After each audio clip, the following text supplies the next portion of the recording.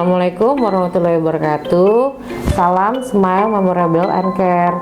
Halo Medganian, saya Dr. Aini Arifah, spesialis anak, magister kedokteran klinik, sekaligus konselor menyusui. Saya berpraktek di Rumah Sakit Samarinda Medika Citra.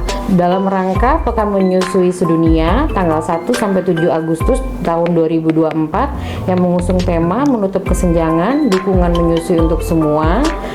Kita membuka pertanyaan tentang seputar menyusui yang akan kita jawab bersama. Kita sama-sama simak Medikanian.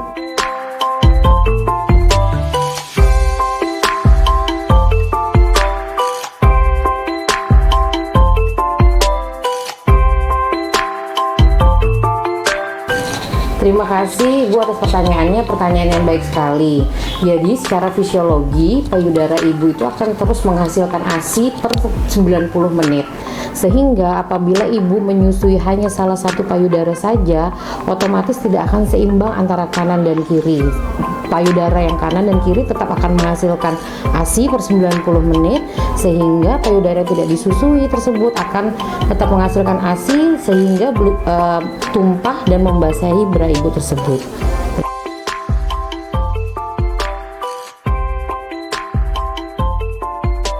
Terima kasih Mbak Villa atas pertanyaannya. Suksesnya pemberian ASI yang paling utama itu dipengaruhi oleh faktor keluarga, di mana faktor keluarga itu terdiri dari suami, ibu, bapak dan ibu mertua, om, tante, nenek, kakek, itu semua mempengaruhi.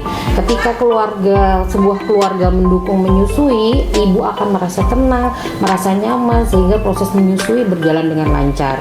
Selain itu, yang paling penting yang nomor 2 yaitu nutrisi selama menyusui, seperti minum air putih secukupnya, yang apabila ibu merasa haus segera minum air putih, terutama asupan protein yang adekuat, makan makanan yang bergizi, vitamin D, kalsium. Selain itu juga yang paling penting adalah lingkungan di mana ibu tersebut melahirkan, terutama misalnya di rumah sakit yang pro mendukung ASI, berperan dalam awal kelahiran bayi tersebut, di mana proses IMD pada 30 menit awal akan memberikan bonding antara ibu dan bayi sehingga proses menyusui ke depannya berjalan dengan baik. Selain itu juga bisa kalau dari faktor lingkungan pekerjaan, kebijakan cuti ibu melahirkan juga berpengaruh terhadap proses menyusui.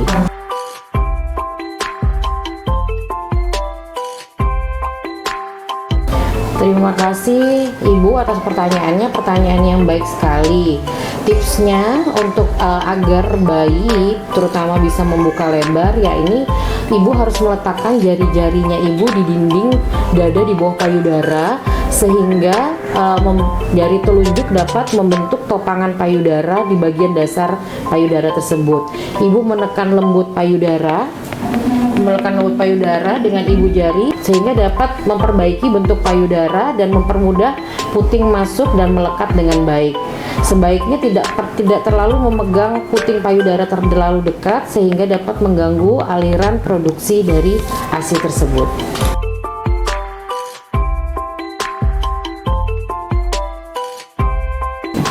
Ya, terima kasih Bu, pertanyaannya tetap bagus banget nih. Jadi memang ibu-ibu di sini nih banyak permasalahan yang hadir tuh, yaitu putingnya lecet. Tips yang paling penting itu supaya puting payudara tidak lecet pada saat menyusui, yakni yang paling penting adalah mengetahui cara posisi dan pelekatan bayi tersebut. Dimana ketika menyusui, posisi kepala, telinga, bahu bayi terletak dalam satu garis lurus, bayi dipeluk dekat dengan badan ibu, seluruh badan bayi ditopang, dan bayi mendekat ke payudara, hidung berhadapan dengan puting. Selanjutnya yaitu pelekatannya juga harus tentu yang paling dibenarkan dari awal, karena posisi dan pelekatan ini paling penting untuk menghindari puting lecet. Pelekatan dimana kita tahu areola ini yang benar, areola lebih banyak di atas bibir dari bayi, mulut bayi terbuka dengan lebar, bibir bawah terputar keluar, dan dagu bayi ini menempel di payudara ibu. Nah, selain itu juga paling penting kembali yaitu menjaga kebersihan dan kelembapan puting. mencuci tangan terutama sebelum dan sesudah menyusui bayi, dan boleh dibantu dengan mengoleskan helmet atau ASI terakhir dari ibu di puting sebelum menyusui sehingga menghindari lecet di puting tersebut. Penting juga ibu-ibu di rumah mengetahui durasi dan frekuensi menyusui, di mana durasi antara payudara kanan dan kiri maksimal 10 menit dan frekuensinya bisa per 90 menit pada awal kelahiran.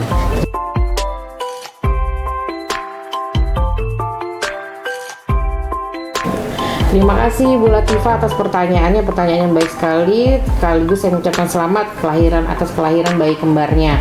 Prinsipnya kalau kita menyusui bayi kembar atau bayi satu ataupun kembar 3, kembar 2, yaitu adalah semakin sering kita menyusui dan efektif bayi menyusu kepada ibu, itu semakin banyak produksi ASI yang dihasilkan. Produksi ASI pada hari pertama mungkin masih sedikit, di bawah kurang dari 100 mili per hari.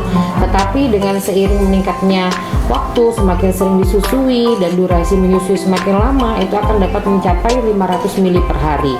Untuk bayi yang kembar sendiri itu adalah posisi memegangnya yang paling disarankan ya ini adalah di bawah lengan ibu seperti ini, yang berguna untuk lebih menyusuinya untuk nyaman kepada ibu yang memiliki bayi kembar, sehingga bisa memegang, mungkin kalau misalnya kanan kiri produksi payudaranya banyak, bisa kanan kiri sekaligus untuk menyusuinya.